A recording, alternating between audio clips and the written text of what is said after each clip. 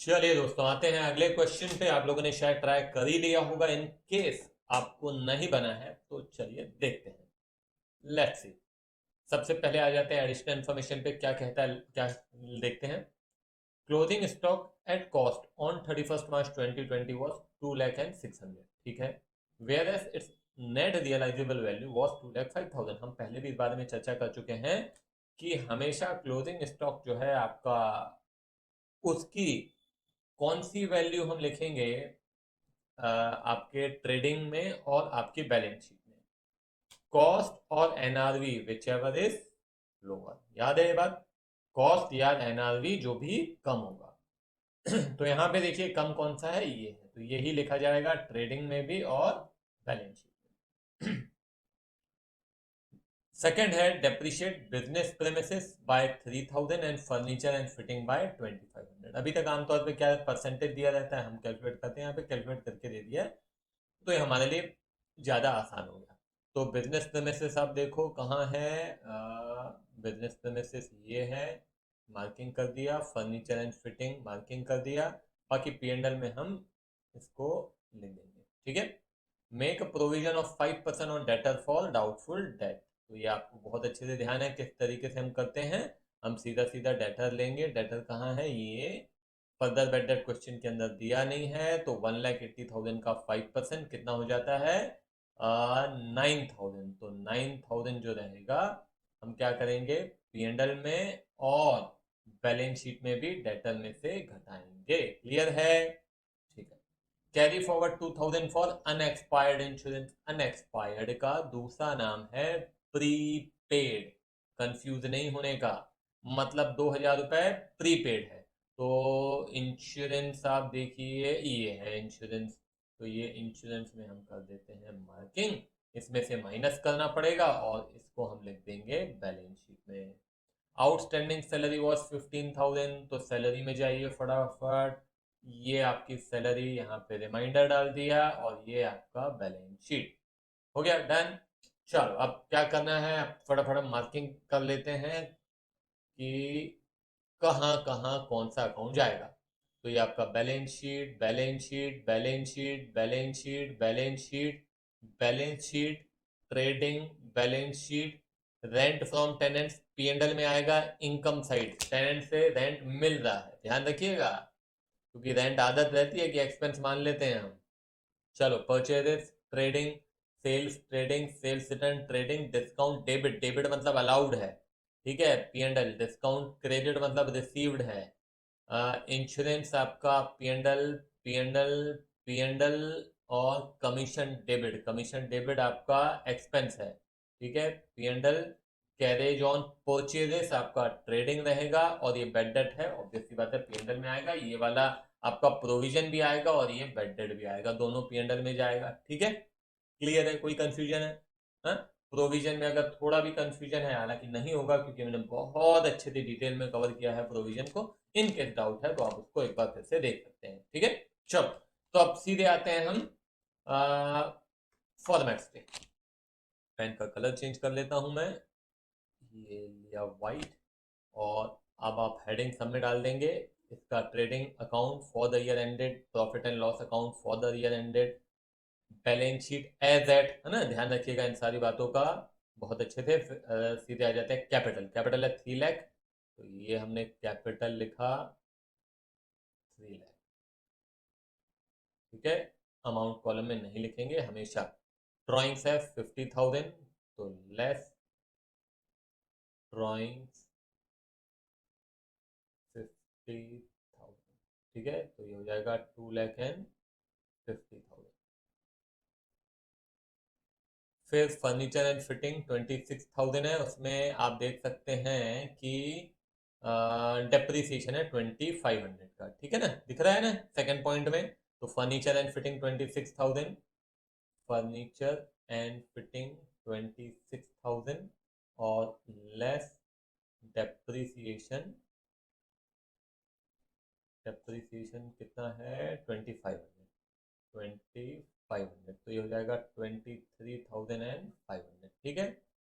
चलो उसके बाद आइए bank overdraft. 42,000, bank overdraft 42,000, bank overdraft 42,000। ठीक है, फिर आइए क्रेडिटर्स 138, क्रेडिटर्स 138। फिर बिजनेस प्रेमिसेस में भी आपका डेप्रिसिएशन है कितना, 3,000 का, 2 लाख माइनस 3,000। ठीक है, तो बिजनेस प्रेमिसेस 2 लाख माइनस 3,000। ठीक है, डेप्रिसिएशन तो ये हो जाएगा 197। फिर है ओपनिंग स्टॉक 220, तो ओपनिंग स्टॉक यहाँ पे आ जाएगा, ओपनिंग स्टॉक 2,20,000। ठीक है, फिर डेटर्स है 1,80,000। डेटर्स में ध्यान रहे, देखिए यहाँ पे डेटर्स में मार्किंग करनी थी, हमने नहीं की है, ये गलती है हमारी। ये डेटर्स में मार्किंग बहुत ज़रूरी थी प्रोविज़न की, है ना, 5% जो हमको बनाना है। तो डेटर्स है हमारा 180, 180 में 9,000 हमको माइनस करना है। ठीक है, वहाँ लिखा था हमने P and L and balance sheet, मगर कायदे से क्या करना चाहिए, आपको यहाँ पे लिखना चाहिए, मतलब डेटर्स में रिमाइंडर जरूर डालना चाहिए था, लेस प्रोविजन 9,000। ठीक है, यहाँ पे आप चाहे ना तो यहीं पे या तो वर्किंग नोट दिखा दो प्रोविजन कैसे कैलकुलेट हुआ, या तो फिर यहीं पे आप, मेरे पास जगह कम है तो मैं यहाँ पे वर्किंग दिखाऊंगा तो फॉर्मेट में जगह बचेगी नहीं। ठीक है ना, एक ही स्लाइड में मेरे को लिखना पड़ता है, तो आप चाहें तो इसको क्या कर सकते हैं, यहाँ पे वर्किंग दिखा सकते हैं 171। ठीक है, फिर आते हैं हम, कहाँ थे, डेटर्स में। फिर रेंट फ्रॉम टेनेंट्स है 10,000। ठीक है ना, तो 10,000 रुपये ये इधर आ जाएगा, रेंट रिसीव। ठीक है, कितना है, 10,000। फिर परचेजेस है 11 लाख है, परचेज रिटर्न भी है क्या, देखिए जरा, परचेज रिटर्न नहीं है, तो परचेज हम सीधा अमाउंट कॉलम में लिख सकते हैं 11 लाख, परचेजेस 11 लाख। फिर सेल्स है 15 लाख और सेल्स रिटर्न भी है 20,000। सेल्स है 15 लाख और लेस सेल्स रिटर्न 20,000, 14,80,000। और फिर आइए डिस्काउंट 16,000 डेबिट है, डिस्काउंट अलाउड है एक्चुअली 16,000, और डिस्काउंट रिसीव्ड भी है 20,000, डिस्काउंट रिसीव्ड 20,000। ठीक है, ये क्या है, अलाउड है। फिर इंश्योरेंस में एडजस्टमेंट दिख रहा है आपको 20,000 इंश्योरेंस, और उसमें से 2,000 माइनस करना है, तो इंश्योरेंस आपका, इंश्योरेंस 20,000 माइनस 2,000 क्या है, प्रीपेड, आपको प्रॉपर वर्किंग दिखानी पड़ेगी, ऐसे नहीं करना है, उसमें लेस करके दिखाना। General expenses 40,000, general expenses 40,000। ठीक है, फिर आइए सैलरीज, तो सैलरीज आउटस्टैंडिंग है 15,000। ठीक है, तो सैलरीज 90,000, है ना, एड आउटस्टैंडिंग, जगह की दिक्कत है, 1,05,000। ठीक है, और फिर आइए कमीशन 22,000 है ना, commission 22,000, carriage on purchase 18,000, carriage on purchase 20, नहीं, कैरेज ऑन परचेज है 18,000, 18,000 हो गया। बैड डेट्स है 8,000, तो मैं एक काम कर रहा हूँ, प्रोविजन है ना प्लस बैड डेट दोनों लिख देता हूँ। प्रोविजन है आपका 9 प्लस बैड डेट है 8। ठीक है, 9000 प्लस 8000। याद है नहीं है आपको इक्वेशन पूरा उसका? बड़ा इजी तरीका मैंने बताया था, new provision plus bad debt मतलब any bad debt minus old provision. तो बस यहाँ पे न्यू प्रोविजन है प्लस बैड डेट और कुछ नहीं है, तो 17000। ठीक है, फिर आइए यहाँ पे बैड डेट्स हो गया। अब आप क्लोजिंग स्टॉक लिखिए दोनों जगह। तो क्लोजिंग स्टॉक आपका है 200600 और यहाँ पे भी आ जाएगा क्लोजिंग स्टॉक 200600।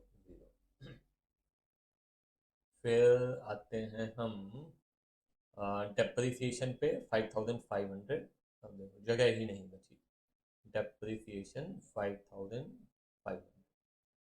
ठीक है, फिर आइए ये प्रोविजन हो गया। प्रीपेड इंश्योरेंस 2000, तो प्रीपेड इंश्योरेंस 2000।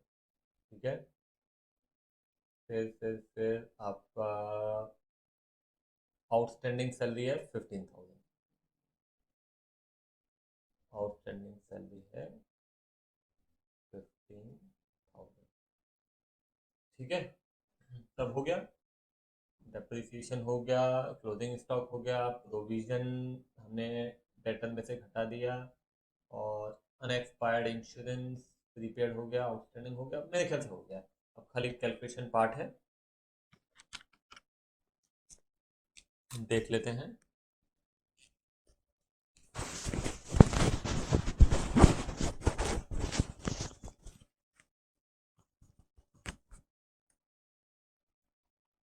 हाँ, तो कैलकुलेशन देख लेते हैं फटाफट। अब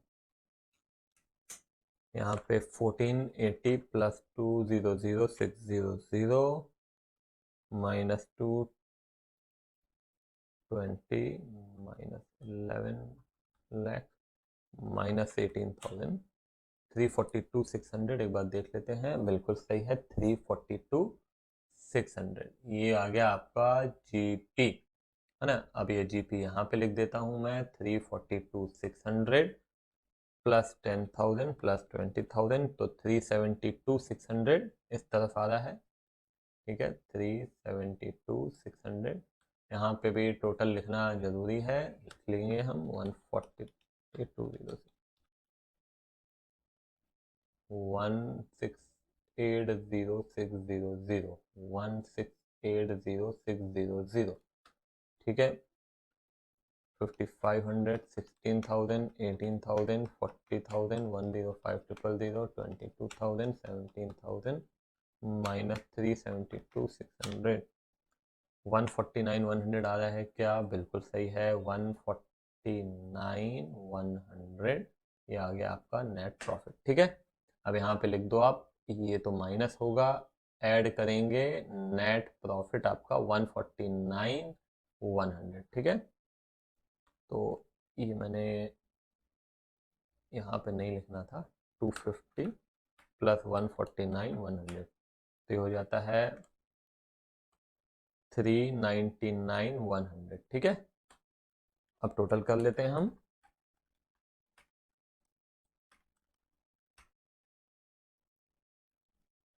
399,100 प्लस 42,000 प्लस 188 प्लस 15,000 594,100। एक मिनट देखें, बिल्कुल सही है 594,100। ठीक है, इधर भी देख लेते हैं।